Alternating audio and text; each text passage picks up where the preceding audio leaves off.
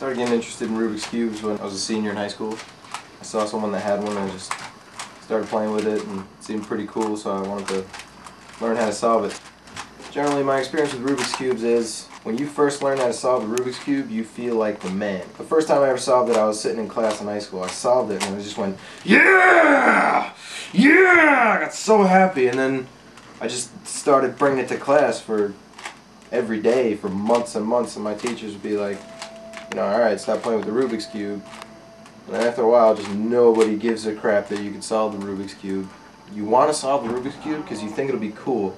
You learn how to solve the Rubik's Cube, you're cool for like 5 minutes, and then immediately afterwards everybody's like, alright, put the cube away, you're fucking annoying me. I'm not like a pro or anything, I don't compete. I think that's next level gayness, but just being able to solve it's alright. I can solve it in like less than 2 minutes.